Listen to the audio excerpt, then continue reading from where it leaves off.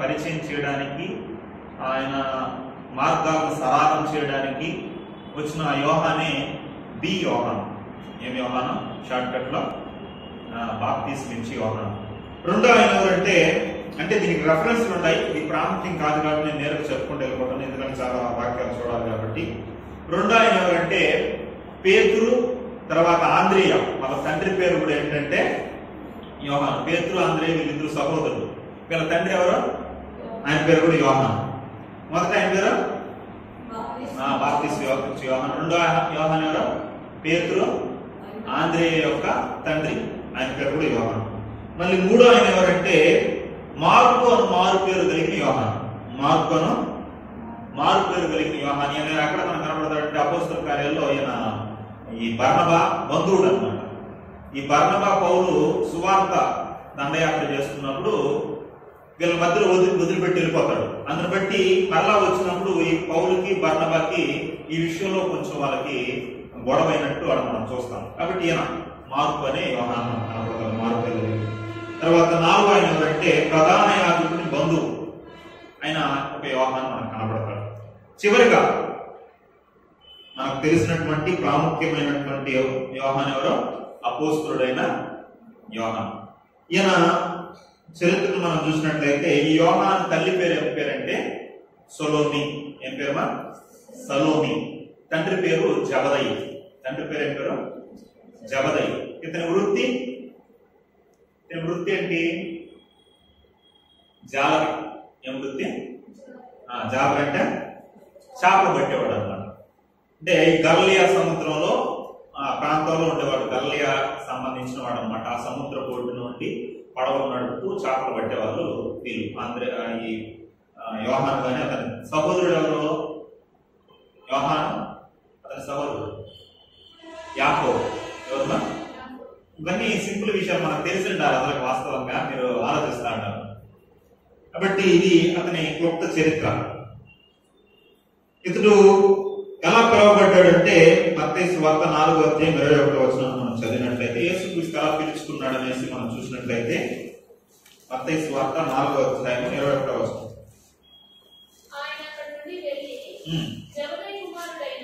జబదయి కుమారుడైన యాకోబు అతని సహోదరుడు అయిన యోహానును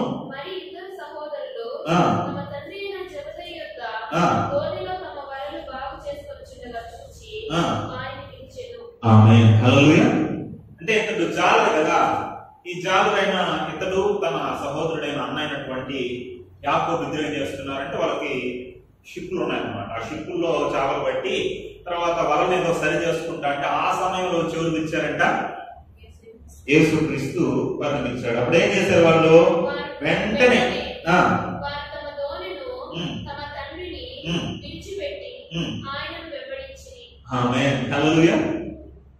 ఏం చేశారంట? మా పిలిచిన వెంటనే యేసుక్రీస్తు పిలుపు వచ్చిన వెంటనే ఏం చేశాడంట?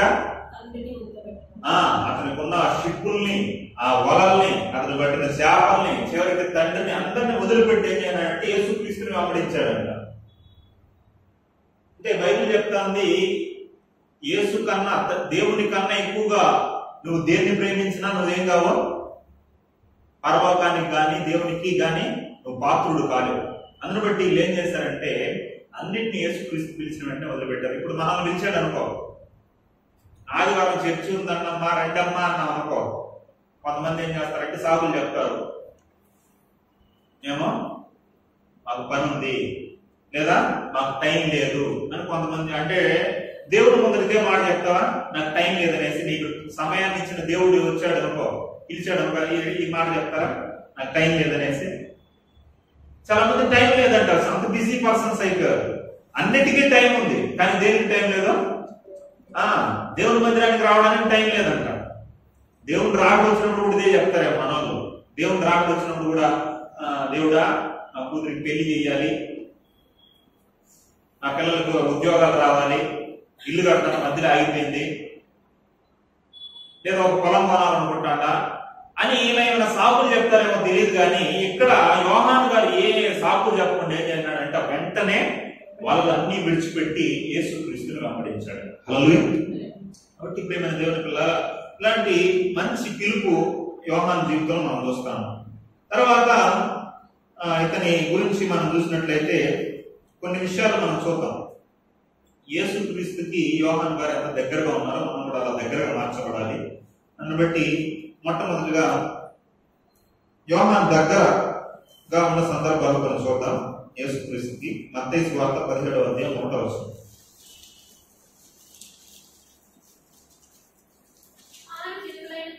సువార్త 17వ అధ్యాయం 1వ వచనం. మత్తయి సువార్త 17:1.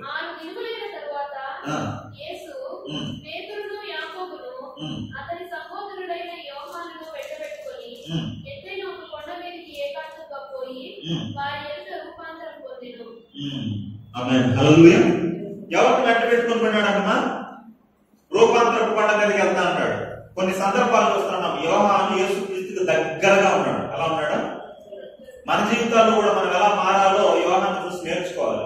ఇందులో ఇక్కడ మనం చూస్తున్నాం యేసుక్రీస్తుకి ఆంతరంగిక శిష్యులు కొంతమంది ఉండేవారు. 12 మంది శిష్యులే, కానీ ఆంతరంగిక శిష్యులు ఎవరో తెలుసా?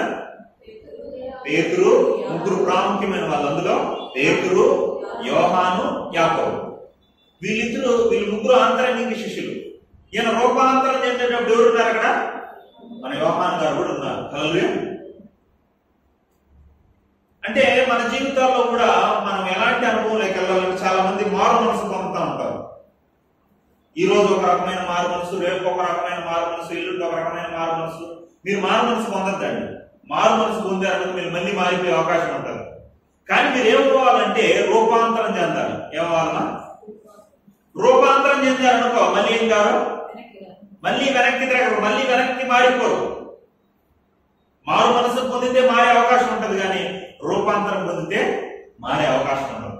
కాబట్టి ఆయన రూపాంతరపు అనుభవాన్ని దగ్గరగా చూసిన వాడు యోహాను గారు. హల్లెలూయా. అంటే దగ్గర సన్నిహితుడిగా ఉన్నాడు అన్నమాట. ఇంకొక సందర్భాన్ని మనం చూద్దాం. యోహాను సువార్త 13వ అధ్యాయం 25వ వచనం. యోహాను సువార్త 13:25. నేను కొన్ని వచనాలు చెప్పి నేను ముగిస్తాను త్వరగానే.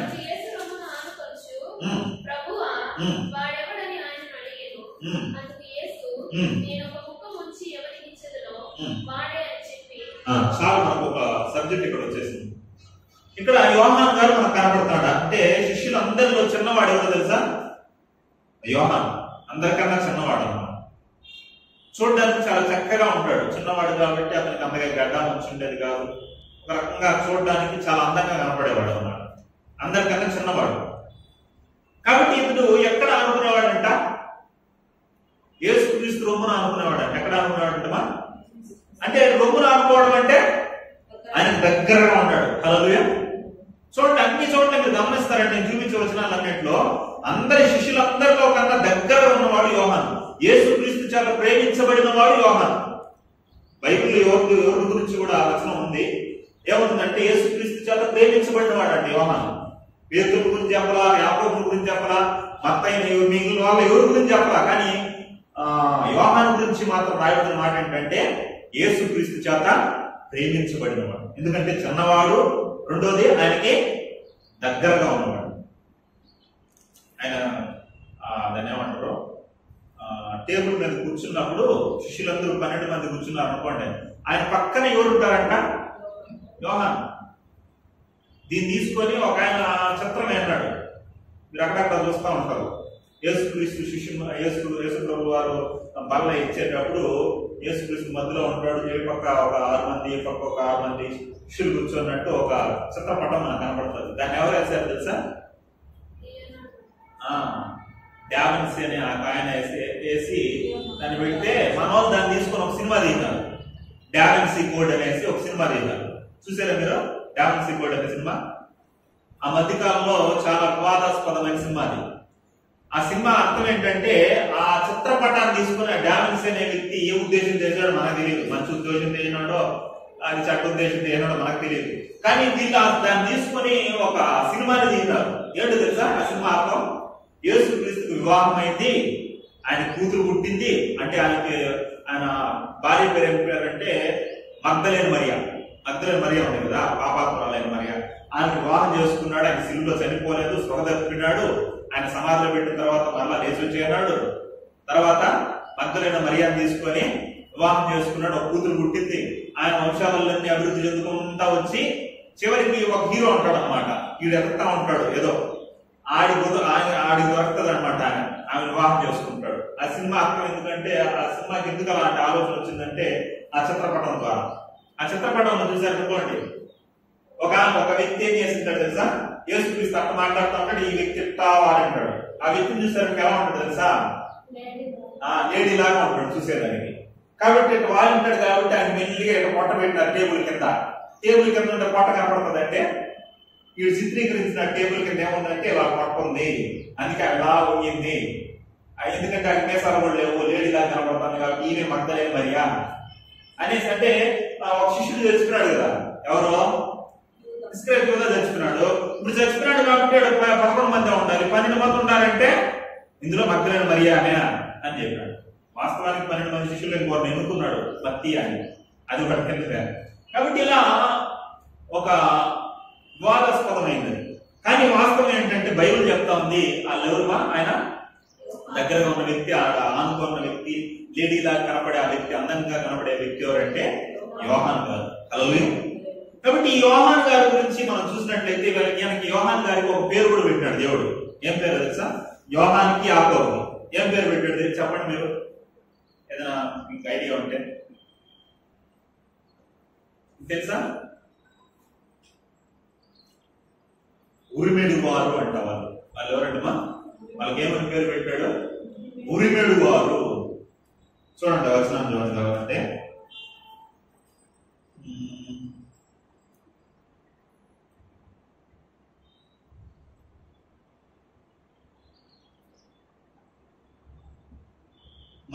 మత్తయి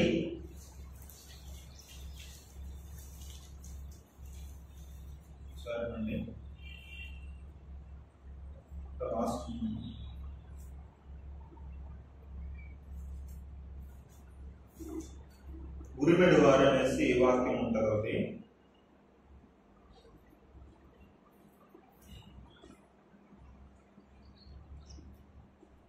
సరే ఇంకోసారి చూపిస్తాను. అక్కడ వాళ్ళ పేరు ఏం పేరు పెట్టాడంటే బోయనర్కేసు అనేసి ఉంటుంది అనమాట. ఏదో భాషలో తర్జుమా ఏంటంటే, మార్కు సువార్తలో 3వ అధ్యాయం 17వ వచనంలో ఉందండి. మార్కు సువార్త 3:17.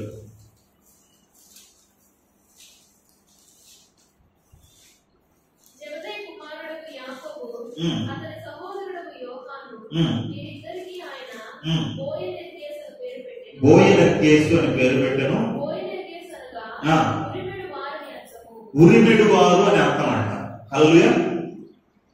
మీరు చిన్నప్పుడు మొత్తానికి ఒక ఆయన్ని సినిమాలో చూపించేవాళ్ళు. ఒక సుత్తి పెట్టుకొని తోర్ అనమాట ఆయన పేరు. ఏం పేరుమా? తోర్. ఆయన ఉరుముల దేవుడు అంట. ఈ రోమన్ సంబంధించిన దేవుడు ఆయన. ఆయన ఏం చేస్తాడంటే అన్నాడంటే ఉరుములు వచ్చి ఏం చేస్తాయంటే మనుషుల్ని కాల్ చేస్తాయి. కానీ బైబిల్లో నిజంగానే ఈ తోరులు ఉన్నారు. ఒక తోరు కాదు, 2 తోరులు ఉన్నారు. వీళ్ళు ఏం చేసేవాళ్ళు అంటే తెలుసా, వీళ్ళు మాట చెప్తే ఆకాశం నుండి ఏమొస్తుందంట, అగ్నిదిగా. అంటే అగ్ని అంటే మెరుగులే వచ్చేసి మనుషుల్ని కాల్ చేసే పవర్ వెళ్ళిపోతుంది. అలాంటి శక్తి కలిగిన వ్యక్తులుగా వీళ్ళు కనపడుతున్నారు. అందుకే వీళ్ళకి ఏమని పేరు పెట్టాడు? సీమోను కూడా, పేతురు గారికి కూడా ఒక పేరు పెట్టాడు. పేతురికి సీమోను పేతురు అని పేరు ఉంది. ఆయనకు ఒక పేరు పెట్టాడు. ఏం పేరు? కేఫా అని పెట్టాడు దేవుడి పేరు. కేఫా అంటే రాయి అని అర్థం. అలానే వీళ్ళకు కూడా ఒక పేరు పెడతాడు. ఏంటో తెలుసా? బోయనర్కేసు అంటే ఉరిమెడు వారు. అంటే వీళ్ళ కోపం ఎక్కువ అనమాట. యోహాను గారికి యాకోబు గారికి ఏంటమా? కోపం ఎక్కువ. ఇంకా వీళ్ళకి దీని తెలుగులో మెరుపు కుమారులు అని పేరు. ఏం పేరు? మెరుపు కుమారులు. నరస్తారనమాట వీళ్ళు. అసలుకి ఏదైనా కోపం వచ్చిందంటే అంతే వాళ్ళకి. అంత విపరీతమైన కోపం. ఎందుకు కోపం వచ్చిందంటే, యేసుక్రీస్తు పలానా ప్రాంతానికి వెళ్తారంటే అక్కడ ఉన్న ప్రజలు ఏం చేస్తారంటే, ఆయన బస చేయాలి అనుకున్నప్పుడు యేసుక్రీస్తు చోటివ్వరు. మేమేమనేసరికి వాళ్ళ కోపం వచ్చేస్తుంది. యేసుక్రీస్తు బస చేయాలనుకుంటే మీరు ఇంట్లో స్థానం ఎవరా? ప్రభా ఇలా కనిపించండి. వీళ్ళు ఏం చేస్తాం? బుద్ధి చేస్తాం, మాడి చేస్తాం, ఆకాశం నుండి అగ్నిని దింపేస్తాం, మెరుపులు దింపేస్తాం, ఇలా నాశనం చేస్తాం అని కోపం వచ్చేసింది. హల్లెలూయా. కానీ యేసుక్రీస్తు ఉద్దేశం ఏంటి వాళ్ళకి తెలియదా? యేసుక్రీస్తు ఉద్దేశం ఏంటి? యేసుక్రీస్తు కాల్ చేయడానికి, చంపేయడానికి వచ్చినాడా? ఎందుకు వచ్చినాడు? వీలైతే ప్రాణం పెట్టేయడానికి వచ్చాడు. కలుగులే వాళ్ళని ప్రేమించడానికి వచ్చాడు. అది వాళ్ళకి అర్థం కాదు. స్టార్టింగ్ లో ఇలా ఉన్నారు, కోపం అనమాట, విపరీతమైన కోపం వీళ్ళకి. మనలో కూడా కోపం ఉండొచ్చు, కానీ దేవుని దగ్గరికి వచ్చిన తర్వాత ఆయన ప్రేమను మనం అర్థం చేసుకుని ఏం చేయాలంటే మనం సాత్వికులుగా మారిపోవాలి. వీళ్ళు కూడా ఏం చేశారంటే స్టార్టింగ్ లో కోపిస్తారు, చాలా విపరీతమైన కోపం, చిన్నదానికి భయంకరంగా కోపడేవారు. కానీ తర్వాత మీరు చూసినట్లయితే మృదు స్వభావం వచ్చేసింది యోహాన్ గారికి. కలుగులే ఏం స్వభావమా? మృదు స్వభావం, చాలా మృదువైన వాడుగా మారిపోయాడు. ఏమంటాడు? మీరు ప్రకటన పత్రికలు చదవండి. యోహాన్ గారు ఎన్ని పుస్తకాలు రాశారు? ఎన్ని పుస్తకాలు రాశారు యోహాన్ గారు తెలుసా? ఒకటి యోహాన్ సువార్త, రెండు మొదటి యోహాన్ పత్రిక, రెండో యోహాన్ పత్రిక, మూడో యోహాన్ పత్రిక, ప్రకటన గ్రంథాన్ని కూడా యోహాన్ గారు రాశారు. మీరు పత్రికలు చదివి చూడండి. దాన్ని ఏమంటాడు తెలుసా? మన సహోదరుల నిమిత్తము మనం ఏం చేయాలి? యేసుక్రీస్తు ఎలా ప్రాణం పెట్టాడు మన నిమిత్తం, మనం కూడా ఏం చేయాలి? మన సహోదరుల నిమిత్తం ప్రాణం పెట్టబద్దులమై ఉన్నామంటాడు. అంటే ప్రాణం గురించి విపరీతంగా వివరిస్తాడు. అసలు ఈ పత్రికలు అవన్నీ చదివినట్లయితే దాని యొక్క సారాంశం ఏంటంటే నిన్ను వలే నీ పొరుగు వారిని ప్రేమించాలి, ఒకరినొకడు ప్రేమించుకోవాలని చెప్తాడు చివరికి. ఇంకా అసలుకి నీ సహోదరుని ప్రేమించలేదు, నీవు కనిపించని దేవుడిని ఎలా ప్రేమిస్తావు అంటాడు. ఏమా మన సహోదరుని మనం ప్రేమించలేదు అనుకో, దేవుడు కంటికి కనిపిస్తాడమ్మా? మరి చూసారు దేవుడిని? ఇప్పుడు అసలుకి ఆయన స్వరూపంలో ఉండేవాడు మనిషి. ఈ మనిషినే నువ్వు ప్రేమించలేనప్పుడు ఎక్కడో ఉన్న దేవుడిని కంటికి కనిపించిన వాడిని ఎలా ప్రేమిస్తావు అంటాడు. దేవుడు ప్రేమ స్వరూపం అని చెప్తాడు. అలా ప్రేమ గురించి వర్ణిస్తాడు ఆయన. అలా కోపం కలిగిన రుద్రుడుగా ఉన్నటువంటి ఈ వ్యక్తి ఏం చేస్తాడంటే మృదు స్వభావిగా మారిపోయాడు. హల్లెలూయా. కారణం ఏంటి? ఆయన దగ్గరగా ఉండడాన్ని బట్టి. హల్లెలూయా. ఓకే, తర్వాత 3వ వచనం చదువుకుందాం. ఆయన ఇంకా ఎక్కడ దగ్గరగా ఉన్నాడు? 18వ వచనం, 18వ అధ్యాయం యోహాను సువార్త 18వ అధ్యాయము 15వ వచనం చదువుకుందాం. యోహాను సువార్త 18:15.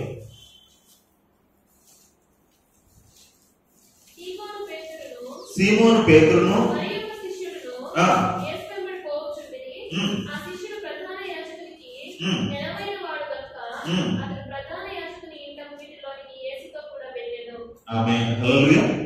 ఇక్కడ ఎక్కడికి వెళ్ళిపోతాడమ్మా? యేసుక్రీస్తుని తీర్పు తెలుసడానికి, అన్యాయంగా తీర్పు తెలుసడానికి ఆయన 10,000 మంది, వేల మంది మనుషుల మధ్యలో ఉండి ప్రసంగం చేసినప్పుడు ఎవడు వచ్చి పట్టుకోవాలి? పబ్లిక్ గా ఉన్నప్పుడు ఆయన అరెస్ట్ చేయాల. ఎప్పుడైతే ఆయన రహస్యంగా ఒలివల తోటలో ప్రార్థన చేసుకుంటున్నాడు, అప్పుడు ఆయన బందిపోడు దొంగలు పడుకున్నట్టు దొంగగా వచ్చి ఆయన మీద పట్టుకొని లాక్కొని వెళ్తాడు తీర్పు తెలుసడానికి. అర్ధరాత్రి తీర్పు తెలుస్తారమ్మా? కోర్టు రాత్రిపూట కోర్టులు ఉంటాయా? ఉండవు. పగలపూట కోర్టు జరుగుతుంది, కానీ ఆయనకు అన్యాయంగా రాత్రిపూట తీర్పు తెలుస్తా ఉన్నారు. అలా ఆయన తీసుకుని వెళ్తున్నప్పుడు ఆ ప్రధాన యాజకుని ఇంటికి ఎవరు వెళ్ళారట? వెనకాల ఇద్దరు వచ్చారు. ఒకరు పేతురు గారు వచ్చారు, యోహాను గారు ఆయన వెంబడిస్తూ వచ్చారు. కానీ పేతురు గారు ఎక్కడ ఆగిపోయారు? గేట్ నుండి ఆగిపోయాడు. కానీ ఆయనతో పాటు లోపలికి వెళ్ళిన వాడు ఎవరంటే యోహాను గారు. హల్లెలూయా. చూడండి, ఇక్కడ కూడా దగ్గరగా ఉన్నాడు. పేతురు గారు బయట నుండి ఏం చెప్తున్నాడంటే, ఒక చిన్నది అడిగింది, నువ్వు ఆ యేసుక్రీస్తు ఉన్నాడు కదా అంటే ఏం చేస్తున్నాడా? ఒట్లేస్తున్నాడు. అమ్మ తోడు, నాన్న తోడు, నీ తోడు, నా తోడు, ఆకాశం తోడు, భూమి తోడు, ఒట్ల మీద ఒట్లేస్తున్నాడు. హల్లెలూయా.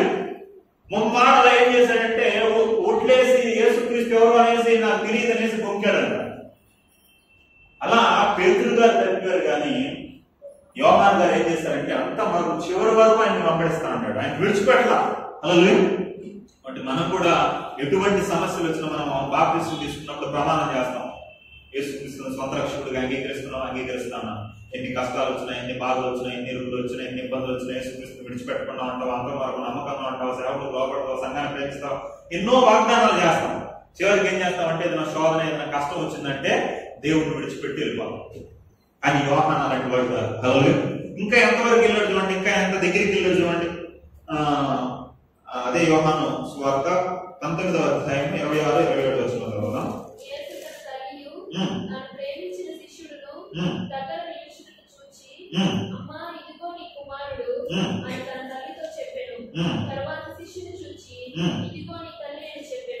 ఆమేన్. హల్లెలూయా. ఇక్కడ వేలాడుతా ఉన్నాడు. సిలువ మీద వేలాడుతున్నప్పుడు ఆ పక్కన ఎవరున్నారు? ఏ శిష్యుడు లేడు, ఒకే ఒక శిష్యుడు ఉన్నాడు. అలాగే మిగిలిన శిష్యులందరూ ఏం చేశారంటే పారిపోయారు అందరూ. అలాగే కానీ ఒక్క శిష్యుడు సిలువ దగ్గర వరకు కూడా నమ్మకంగా ఉన్నాడు.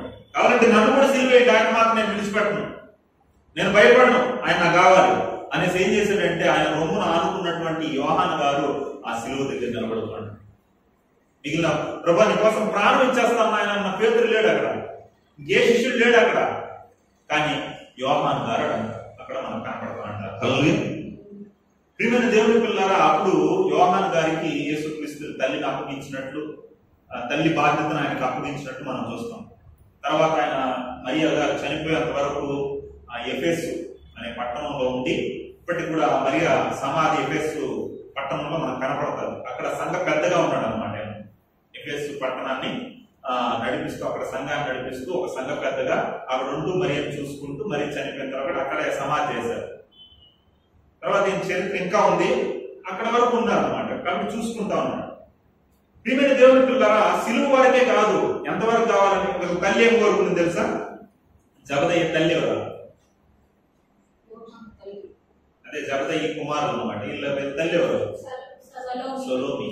ఈమె ఏం కోరుతుంది ఒకసారి చూడండి. మత్తయి సువార్త 20 వస్తుంది చూడండి. మత్తయి సువార్త 20.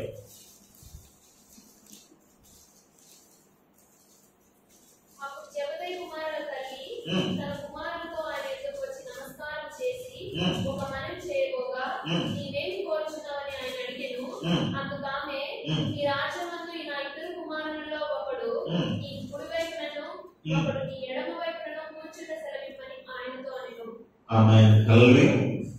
ప్రియమైన దేవుని పిల్లారా, ఈ సలోమి వచ్చి అంటే ఈ సలోమి మరి బంధువురాలు అవుతుందనేసి మనం చరిత్రలు చూస్తే మనకు అర్థమవుతుంది. అంటే యేసుక్రీస్తుకి దగ్గర బంధువులు అనమాట. వీళ్ళు యోహాను గారు కావచ్చు, యేసుక్రీస్తు గారు బంధువులు అవుతారు వారి తల్లిని బట్టి.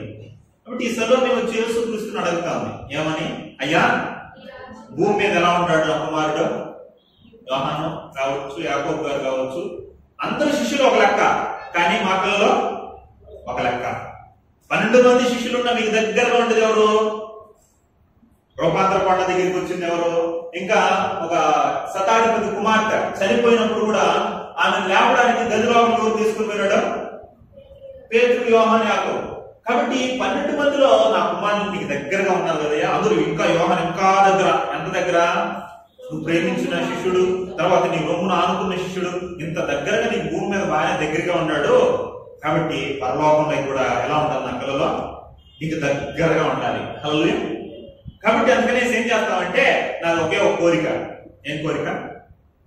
ఏం కోరిక? నా పిల్లలు ఏమైపోవాలి తెలుసా? అమెరికాలో సెటిల్ అయిపోవాలి, లేదా నా పిల్లలకి మంచి ఉద్యోగాలు వచ్చేయాలి. తల్లిదండ్రులు కోరుకుంటే ఏం కోరుకుంటారు? ఈ కోరికలు కోరుకుంటారు. కానీ వీళ్ళ కోరికలు చూడండి, ఈ తల్లి ఎంత మంచి ఉద్దేశంతో అడుగుతాను చూడండి. నా పిల్లలు ఇక్కడ ఎలా ఉన్నా పర్వాలేదు, కానీ నా పిల్లలు పరలోకంలో ఎక్కడ ఉండాలి తెలుసా? నీ కుడి వైపున కూర్చోవాలి, ఎడమ వైపున కూర్చోవాలి. హల్లెలూయా.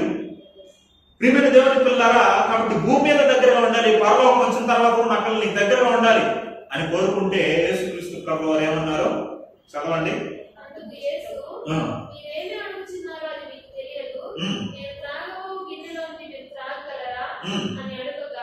ఆమేన్. హల్లెలూయా.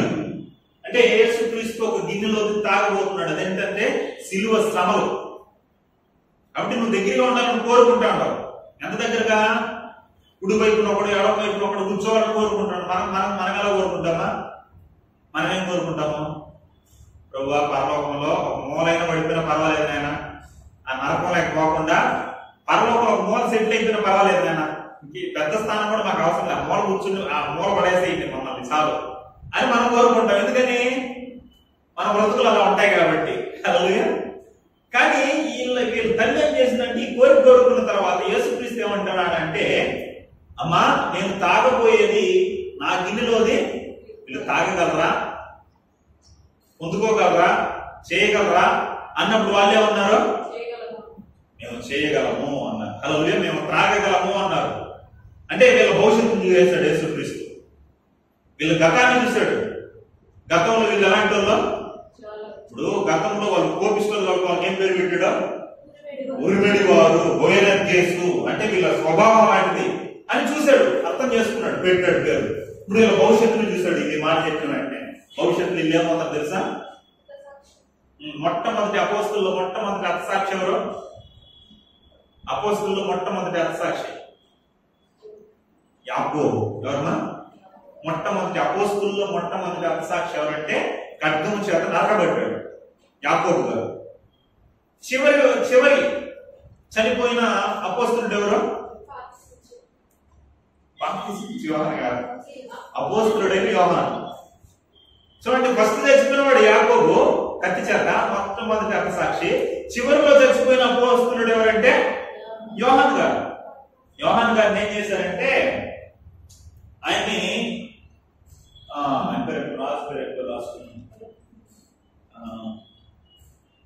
డొమిషియన్ అనే రాజు ఏం చేశాడంటే ఈ యోహాను గారిని పట్టుకొని పద్మాసు అనే దీపంలో ఏం చేశాడంటే వేసేసాడు. అంటే మొట్టమొదటి చంపాలనుకున్నాడు. చంపాలనుకుని ఆయన ఆడదోసాడు తెలుసా? సల సల సల సల సల కాగే నూనెలో తోలేన్నారు. నూనెలో దోస్తే ఆయన ఏం కాదు తెలుసా? చనిపోవాలి. నూనెలో పడితే ఏమవ్వాలి? మా సలసల కాయ నూనెలో చచ్చిపోవాలి, కాగిపోవాలి, మనం చనిపోవాలి. కానీ ఆయన ఏమైనాడంటే దాంట్లో పడి కూడా చనిపోలేదండి.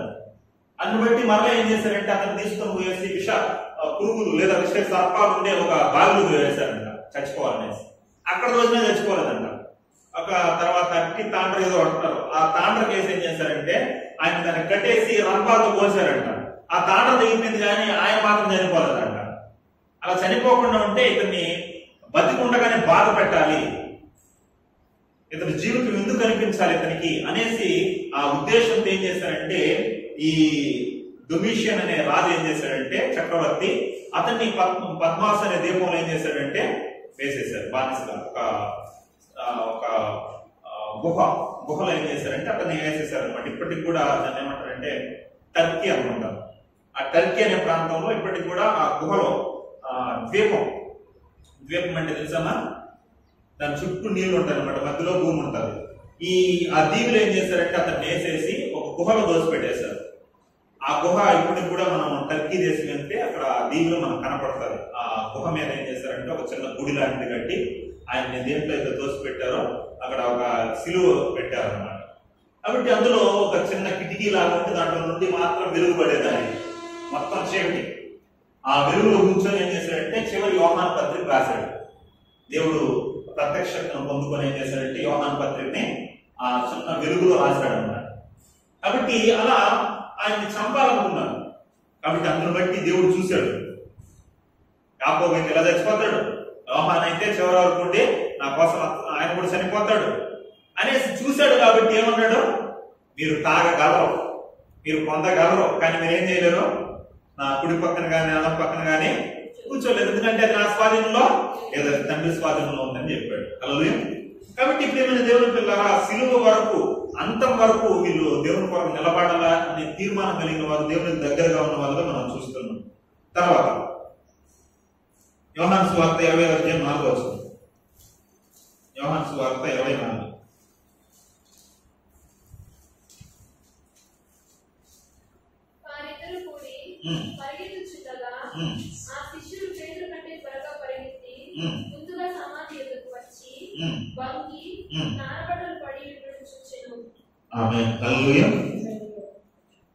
ప్రియమైన దేవుని పిల్లరా, ఇక్కడ పేతురు యోహాను అంటే ఆ వ్యక్తి ఏమని రాయబడింది అక్కడ? ఆ శిష్యుడు అని రాశాడు కదా. ఎందుకంటే ఆ శిష్యుడు అన్నాడంటే యోహాను గారి సువార్తను రాస్తా ఉన్నాడు కాబట్టి ఆయన పేరు అక్కడ సంబోధించుకోవాలి. ఏమన్నాడంటే ఆ శిష్యుడు అన్నాడు. ఆ శిష్యుడు ఎవరంటే యోహాను గారే. ఇప్పుడు యోహాను గారు అంటే ఇంకొక ఏరే అధ్యాయంలో చదివితే ఏరే సువార్తలు చదివితే ఆయన యోహాను అనేసి మనకు తెలుస్తారు. కాబట్టి సిలువలో సమాధి చేసిన తర్వాత ఆయన్ని మగ్దలేని మరియ మొత్తాన్ని చూస్తుంది. ఆడ సమాధిలో ఆయన కనపడ్డు. అప్పుడు శిష్యుడికి వచ్చేటప్పుడు మొట్టమొదటిగా ఆయన దగ్గరికి వెళ్ళింది ఎవరో? పేతురు. యోహాను సమాధి దగ్గరికి పరిగెత్తుకుంటా పోతే లోపలికి వెళ్ళింది ఎవరంట? యోహాను గారు వెళ్ళారు లోపలికి. హల్లెలూయా. అందరికంటే త్వరగా ముందుగా వెళ్ళిపోయాడు. అంటే సిలువ దగ్గర ఉన్నాడు, సిలువ శ్రమం దగ్గర ఉన్నాడు, ఆయన చనిపోయిన తర్వాత సమాధిలోకి కూడా వెళ్ళగలిగిన ఒక అనుభవం కలిగిన వాడుగా ఉన్నాడు. హల్లెలూయా. ప్రియమైన దేవుని పిల్లారా, అందుకే మనం సమాధి దగ్గరికి, ఆయన సిలువ సమాధి దగ్గరికి వెళ్తే మనకేంటి ఉపయోగం, ఆయన సిలువ సమాధి ద్వారా మనకేం కలిగే లాభం ఏంటి అంటే, యోహాన్ గారు ఒక మాట రాస్తారు బైబిల్లో. యోహాన్ గారు రాసిన పత్రికల్లో 2 మాటలు ప్రాముఖ్యమైనవి. అందులో ఒక మాట అదే యోహాను సువార్త 20వ అధ్యాయం 30వ వచనం చదవండి. యోహాను సువార్త 20వ అధ్యాయం 30వ వచనం. మరియు అనేకమైన ఇతర సూచక క్రియలను యేసు తన శిష్యుల ఎదుట చేసెను. అనేక సూచక క్రియలు చేసెను. అవి ఈ గ్రంథమందు వ్రాయబడి, అవి గ్రంథమందు వ్రాయబడలేదు అన్నాడు. ఎందుకు వ్రాయబడలేదు? ఏమా, ఎన్ని అధ్యాయాలు ఉన్నాయి? 21 అధ్యాయాలు ఉన్నాయి. అన్ని అద్భుతాలు రాయలేదంట, అన్ని సూచక్రియలు రాయలేదంట, అన్ని కార్యాలు రాయలేదంట. ఎందుకు రాయలేదు? ఎందుకు రాయలేదంటే ఆయన దేవుడు పంపగా వచ్చిన ఒక లోక రక్షకుడు అని తెలియడానికి మొత్తం పట్టుకొని మొత్తం రాయాల్సిన అవసరం లేదు. ఇప్పుడు అన్నం ఉడికిందా లేదా అనేసి తెలుసుకోవడానికి ఏం చేయాలన్నా మొత్తం వేసి పెసకాలా? ఇప్పుడు అన్నం తీసుకొని పెసకాలా? పిసికి ఏమవుతుంది? పెసకం. ఎందుకు పెసకం అంటే చెయ్యి కాలుతుంది కాబట్టి, ఇంకోటి అంత అక్కర్లేదు కాబట్టి. 2 మెతుకులు తీసుకొని పిసికితే ఆటోమేటిక్ గా తెలిసిపోతుంది. ఇప్పుడు స్వీట్ షాప్ లోకి వెళ్ళేసి మనం ఏం చేస్తాం? స్వీట్ బాగుందా లేదని తెలుసుకోవడానికి 1 కేజీ స్వీట్ ఇటంట అంటామా? టేస్ట్ చూడడానికి దాన్ని ఏమంటారు, శాంపుల్ గా కొద్దిగా తీసుకొని తింటాం. అలానే యోహాను గారు ఏం చేశారంటే మొత్తం రాయలేదు ఆయన రాసినవన్నీ.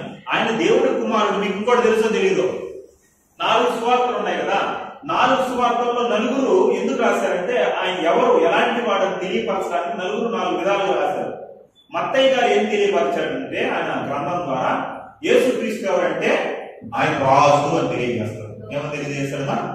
మీరు ఆ గ్రంథం మొత్తం చదివారంటే ఆ సువార్త మొత్తం యేసుక్రీస్తు ఎవరంటే ఒక రాజు అని పరిచయం చేస్తాడు మత్తయి గారు. తర్వాత మార్కు గారు ఏం పరిచయం చేశారు తెలుసా? మార్కు గారు ఏం పరిచయం చేశాడంటే ఆయన ఒక సేవకుడు. మీరు ఆ గ్రంథం చదివారు, ఇది మీకు అర్థమవుతుంది. ఎవరైనా ఒక సేవకుడు. ఆయన మనకు సేవ చేయడానికి, మనం పరలోకం తీసుకుని రావడానికి ఒక సేవకుడుగా వచ్చాడు. ఇలా ఆయన ఏమో రాజుని పరిచయం చేశాడు. అక్కడ నుండి దిగిపోయేసి ఏమని పరిచయం చేశాడు? సేవకుడు. తర్వాత లోకా గారు ఏం పరిచయం చేశారు? లోకా గారు ఏమని పరిచయం చేస్తాడంటే ఆయన ఒక మనుష్య కుమారుడు. ఆయన ఎవరు? మనుష్య కుమారుడు. మీరు గుర్తుపెట్టుకోండి బాగా, ఎవరైనా అడిగితే చెప్పండి, మొత్తం సారాంశం అదే ఉంటది. రాజు, సేవకుడు, మనుష్య కుమారుడు. యోహాను గారు ఏం పరిచయం చేశారు తెలుసా? ఆయన దేవుని కుమారుడు. హల్లెలూయా. పై నుండి కిందకు వచ్చి, కింద నుండి ఎట్టు వచ్చి మళ్ళీ పైకి వెళ్ళిపోయింది. హల్లెలూయా. మీరు ఇంకోటి మీరు చదివినట్లయితే మత్తయి గారు ఎక్కడి నుండి యేసుక్రీస్తుని పరిచయం చేస్తాడు? వంశావళి చూడండి, ఎక్కడి నుండి పరిచయం చేస్తాడు తెలుసా? అబ్రహాము నుండి పరిచయం చేస్తాడు. ఎక్కడి నుండి చూడండి, ఆ సువార్త మీరు చదవండి. మత్తయి సువార్త 1వ అధ్యాయం ఉంటుంది. ఎక్కడి నుండి పరిచయం చేస్తున్నాడు? ఎక్కడి నుండి పరిచయం చేస్తున్నామా? అబ్రహాము కుమారుడు, దావీదు కుమారుడైన యేసుక్రీస్తు వంశావళి అంటే అబ్రహాము నుండి దావీదు దగ్గరికి వచ్చేసరికి వచ్చేసినాడు మత్తయి గారు. ఎక్కడి నుండి బాగా గుర్తుపెట్టుకోవాలి. మత్తయి గారు ఎక్కడి నుండి వస్తా ఉన్నారు? అబ్రహాం నుండి. ఆయన బ్యాక్ వెళ్ళిపోయాడు. యేసుక్రీస్తు వెనకాల వంశావళికి వెళ్ళిపోయి అబ్రహాం నుండి తీసుకొని వస్తున్నాడు. అదే మార్కు గారు ఎక్కడికి వెళ్ళినారు? లూకా గారు ఎక్కడికి వెళ్ళినారు? మార్కు గారు మొదలెడతాం. లూకా గారు ఎక్కడి నుండి తీసుకొని వచ్చి పరిచయం చేస్తున్నాడు తెలుసా? యేసుక్రీస్తు ఎక్కడి నుండి వచ్చాడని పరిచయం చేస్తున్నాడు? మనుష్య కుమారుడే. అది ఎలా మనుష్య కుమారుడు అని మనం చెప్తామంటే చూడండి, లూకా సువార్త 3వ అధ్యాయము 38వ వచనం, 23వ వచనం చదవండి. యేసు బోధింప మొదలుపెట్టినప్పుడు ఆయన దాదాపు 30 ఏళ్ల ఈడు గలవాడు. ఆయన యోసేపు కుమారుడని ఎంచబడింది. యోసేపు నుండి వెనక్కి వస్తాడు అనమాట. యోసేపు నుండి వెనక్కి వస్తా ఎక్కడికి వస్తాడు? 38. కేయినాను ఎనోషుకు, ఎనోషు షేతుకు, షేతు ఆదాముకు, ఆదాము దేవుని కుమారుడు. ఆమేన్. హల్లెలూయా. ఇప్పుడు చూడండి, ఈయన ఎక్కడికి వచ్చేసాడంటే ఆదాము నుండి పరిచయం చేస్తున్నాడు. ఎక్కడి నుండి? ఆదాము నుండి పరిచయం. ఆయన ఎక్కడి నుండి పరిచయం చేశాడు? అబ్రహాం నుండి తీసుకొని వచ్చాడు ఆయన. ఈయన ఎక్కడి నుండి తీసుకొని వచ్చాడంటే ఆదాము నుండి వచ్చాడు. అని తెలుసా మీకు? అని ఆదాము నుండి పరిచయం చేశాడు. అందుకే ఆయన కుమారుడుగా ఆయన చూపించాలనుకున్నాడు. యోహాను గారు ఏం చేశారు తెలుసా? వీళ్ళందరినీ దాడుకుని ఎక్కడికి వెళ్ళిపోయినాడు? ఎక్కడికి వెళ్ళిపోయినాడు? స్టార్టింగ్ లో మొదటి వచనం చదవండి. ఎక్కడికి వెళ్ళిపోయినాడు? ఆది యందు వాక్యం ఉండెను, వాక్యము దేవుని వద్ద ఉండను, వాక్యమే దేవుడై ఉండెను. అంటే బ్యాక్ ఎక్కడికో వెళ్ళిపోయినాడు. హల్లెలూయా. ఆదిలోకి వెళ్ళిపోయినాడు. కాలానికే దిక్కు లేదనమాట. అనాది కాలం దానికి ముందున్న ఆదిలోకి వెళ్ళిపోయినాడు. అంటే ఆది అంటే చాలా రకాల ఆదులు ఉన్నాయి. ఆదాముకి ఆది, ఈ సృష్టికి ఆది, పరలోకానికి ఆది, ఇవన్నీ ఆదులు ఉంటాయి. కానీ ఆయన యేసుక్రీస్తు ఎప్పుడు పుట్టాడంటే అనాది కాలం, దానికి ఆది. అక్కడ నుండి ఉన్నాడు యేసుక్రీస్తు ప్రభువు వారు అనేసి పరిచయం చేశాడు. ఆయన దేవుని దగ్గర ఉన్నాడు, దేవుని కుమారుడు అని పరిచయం చేశాడు. హల్లెలూయా. కాబట్టి ఇక్కడ దేవుని పిల్లగా ఆయన అక్కడికి వెళ్ళిపోయిన వాడు ఆయన్ని దగ్గరికి దర్శిస్తున్నట్టు మనం చూస్తున్నాం. అలా సమాధి దగ్గరికి వెళ్ళినట్టు మనం చూస్తున్నాం. నెక్స్ట్ ఇంకో వచనం చదువుకున్నాం. అపోస్తుల కార్యాలు ఇంకా ఎక్కడికి వెళ్ళాడు ఆయన? ఇంకా దేనికి దగ్గరగా ఉండాలనుకున్నాడు? అపోస్తుల కార్యాలు 1వ అధ్యాయం 13వ వచనం.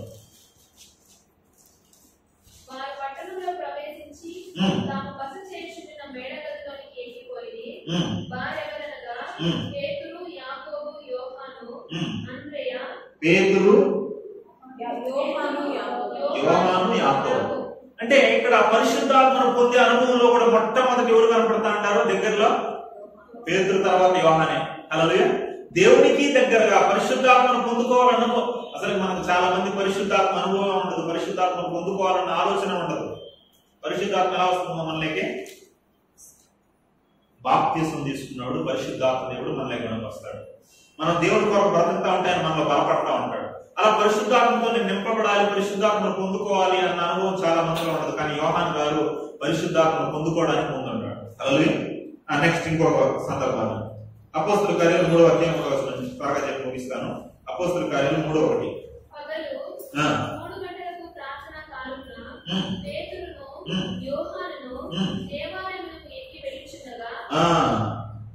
ఎక్కడికి వెళ్తుంటారమ్మా?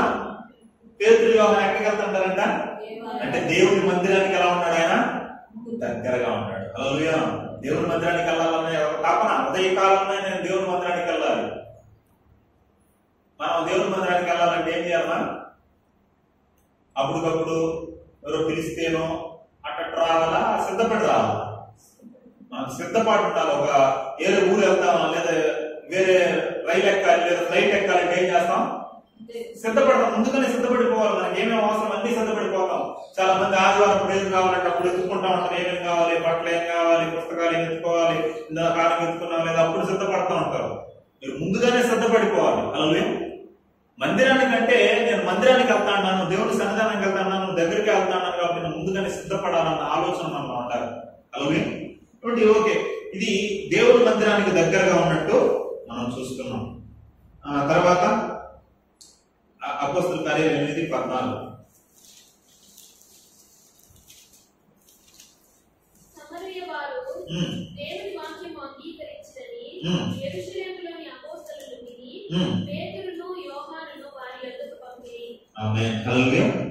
అంటే సంఘాన్ని బలపరిచేవాడుగా యోహాను గారు కనపడతా ఉన్నారు. మనం కూడా దేవుని పిల్లలు మన తోటి వారిని సంఘస్థులు ఏం చేయాలన్నా? బలపరచాలి, బలహీనపరచకూడదు, కృంగ చేయకూడదు. నువ్వేనా వాడేది, మేము వాడలేమా, నువ్వేనా ప్రార్థన చేసి మేము చేయలేమా, బలి జాగ్రత్తలు వేయలేము అనేసి మనం ఎప్పుడు కూడా కృంగ తీసే మాటలు ఎప్పుడు కూడా మనం మాట్లాడకూడదు. ఒకరినొకరు ప్రోత్సహించుకోవాలి, ఒకరినొకరు బలపరచాలి. యోహాను గారు పద్మాసు దీపంలో ఆయన చనిపోవాలి. ఈ రాజు డొమిషియన్ అనే రాజు చచ్చిపోయిన తర్వాత ఏం చేశారంటే ఆయన మరలా ద్వీపం నుండి బయటకు వచ్చేస్తాడు. వచ్చేసిన తర్వాత మరలా ఎఫెసు సంఘంలో ఉన్నప్పుడు ఆయన వృద్ధాప్యంలోకి వచ్చేసి పడక మీద పడుకొని, అంటే వృద్ధాప్యంలోకి వచ్చినా ఇంక నడవలేడు. ఆ టైంలో ఆయన పడక మీద ఉంటాడు. పడక మీద ఉండి ఖాళీగా లేడు. ఏం చేశాడు తెలుసా?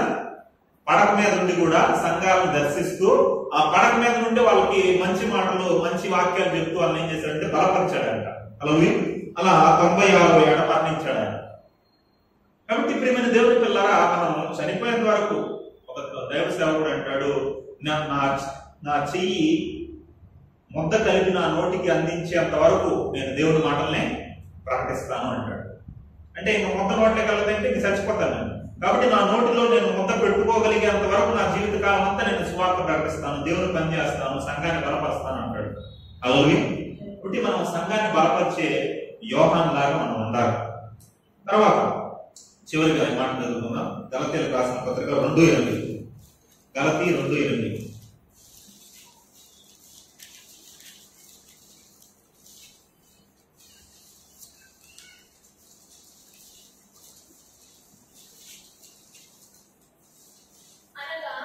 సున్నతి పొందిన వారికి అపోస్తలులకు పేతురునకు సామర్థ్యము కలుగజేసిన వాడే అన్ని జనులకు అపోస్తలులకు నాకును సామర్థ్యము కలుగజేసనని వారు గ్రహించినప్పుడు స్తంభములుగా ఎంచబడిన యాకోబు, కేఫా, యోహాను అను వారు అనుగ్రహించబడిన కృపను కనుగొని మేము అన్ని జనులకును తాము సున్నతి పొందిన వారికి అపోస్తలులుగా ఉండవలెనని. ఆమేన్. ఇక్కడ యోహాను ఏంగా ఉన్నాడు సంఘానికి? ఒక స్తంభం. ఇప్పుడు ఈ స్లాబ్ నిలబడాలంటే, ఈ కట్టడం నిలబడాలంటే మెయిన్ ఏం వేస్తారమ్మా? స్తంభాలు నిలబెడతారు, దాని మీద స్లాబ్ వేస్తారు. ఈ స్తంభాలు లేవనుకో ఏమవుతాయి? స్లాబ్ నిలబడదు. నువ్వు కూడా ఒక సంఘం నిలబడాలంటే మనం ఏంగా ఉండాలి? స్తంభాలుగా ఉండాలి. మనం స్తంభాలుగా ఉండడానికి ఇష్టపడం. మనము యోహాను వలె స్తంభాలుగా ఉండాలి. హల్లెలూయా.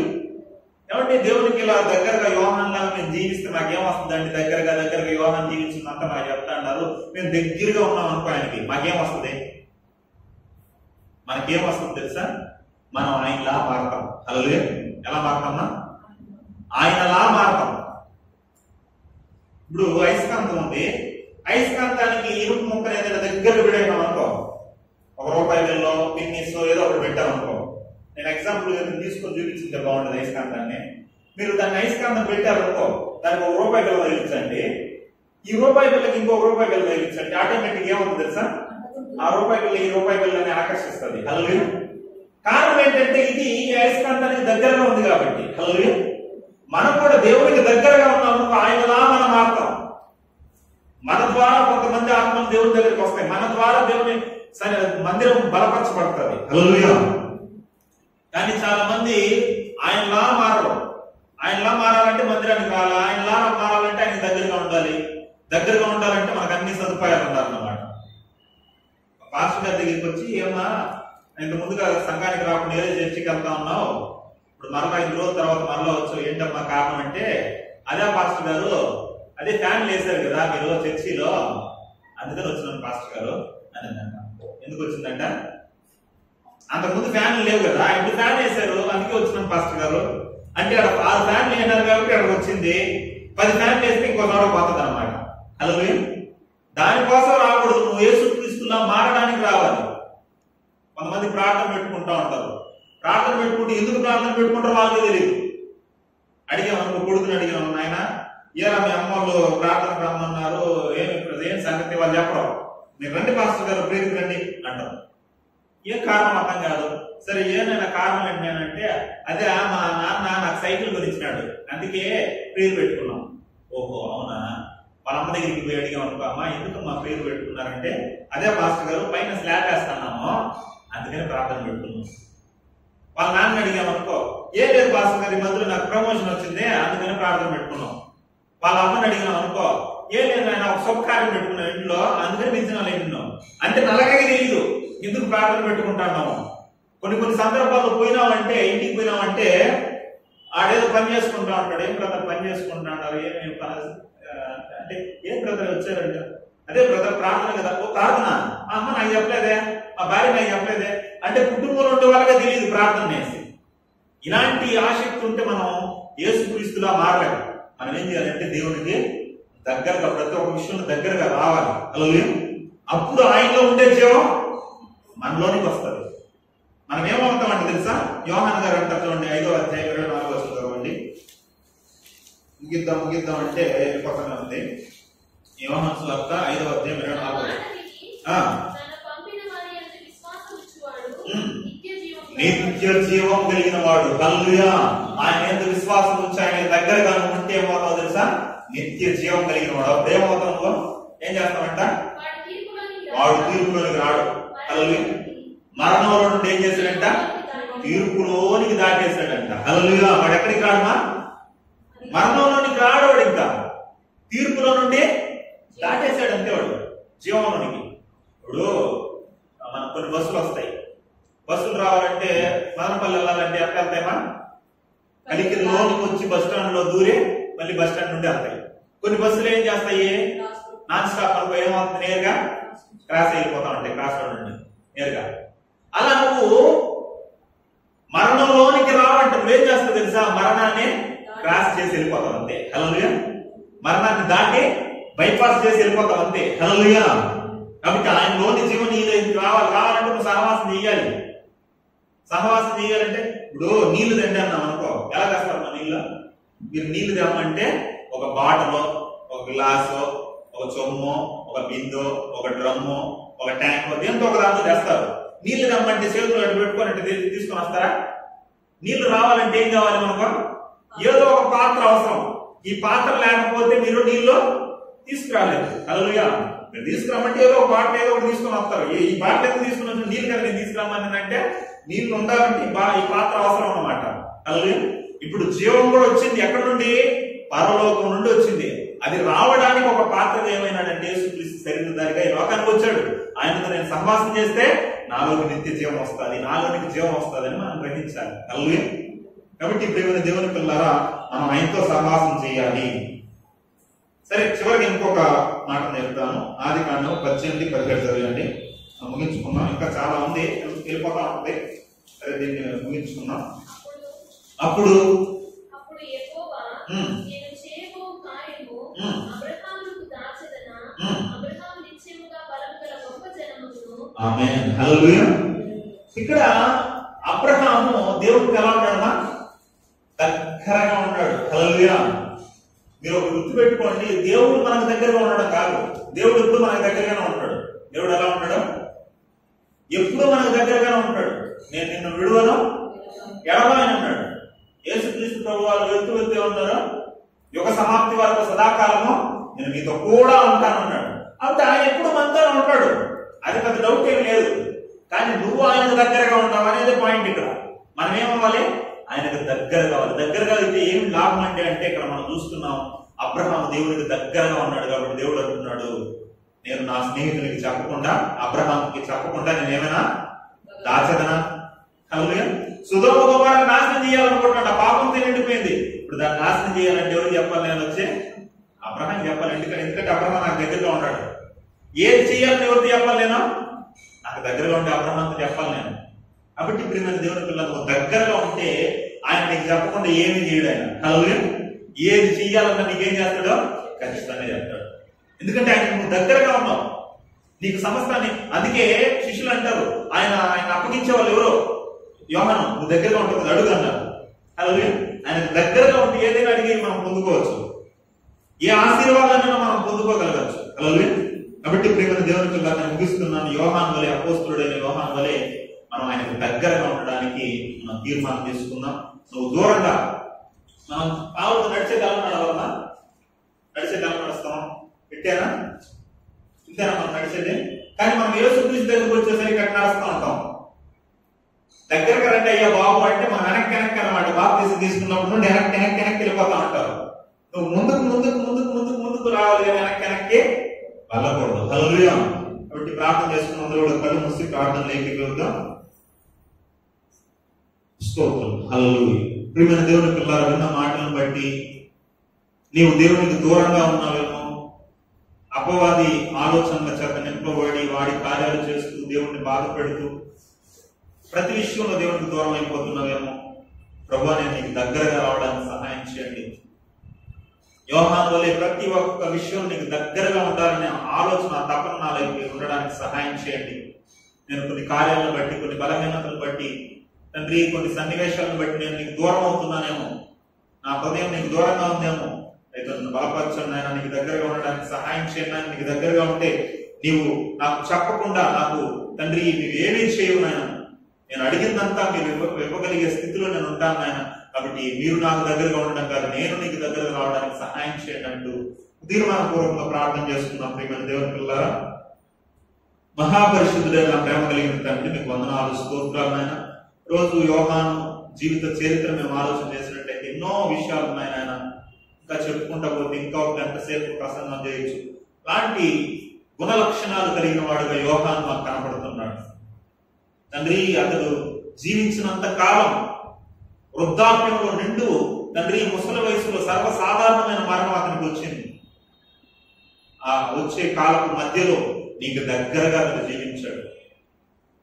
5 పుస్తకాలు తండ్రి పరిశుద్ధ గ్రంథంలో రాయబడిందంటే తండ్రి అతడు ఎంత గొప్పవాడు, ఎంత గనుడై ఉంటాడు. కాబట్టి తండ్రి అలాంటి గనులుగా మేము మార్చబడాలంటే, నీకు ఇష్టలుగా మేము మార్చబడాలంటే, నీవు ప్రేమించేవాడుగా మేము మార్చబడాలంటే నీకు దగ్గరగా మేము ఉండడానికి సహాయం చేయండి. చాలా విషయాల్లో మీకు దూరంగా ఉన్నాం ఆయన రైతు తండ్రి, వాటన్నింటిలో కూడా మమ్మల్ని మేము సరి చేసుకుని మీకు దగ్గరగా రావడానికి సహాయం చేయండి. ప్రార్థనలో, వాక్యంలో, నీ సన్నిధానంలో తండ్రి అన్ని విషయాల్లో తండ్రి నీకు దగ్గరగా ఉండడానికి సహాయం చేయమని ఎంతమంది పిల్లలైతే తండ్రి దూరంగా ఉన్న పిల్లలు దగ్గరకు రావాలని కోరుకుంటున్నారు, అబ్రహాం వల్ల నీకు దగ్గరగా ఉండాలనుకుంటున్నారు, భక్తుల వల్ల నీకు దగ్గరగా ఉండాలని కోరుకుంటున్నారు. అటు రీతిగా నీ బిడ్డలను బలపరిచి వెనక్కి నడిచేవారుగా కాకుండా ముందుకి తండ్రి ఆత్మీయ విషయాలు అంతకంతకు ముందుకు వచ్చేవారుగా, అంతకంతకు నీకు సమీపస్తులుగా మారేవాళ్ళు ఉండడానికి సహాయం చేయమని, నీకు అందుబాటులో ఉండేవారు ఉండడానికి సహాయం చేయమని, వచ్చిన ప్రతి ఒక్క బిడ్డని పేరు పేరున మీరు దీవించి ఆశీర్వదించి బలపరిచి గొప్ప కార్యం జరిగించమని యేసు నామములో ప్రార్థన సమర్పించి అడిగి వేడుకుంటున్నాను పరలోకపు తండ్రి. ఆమేన్.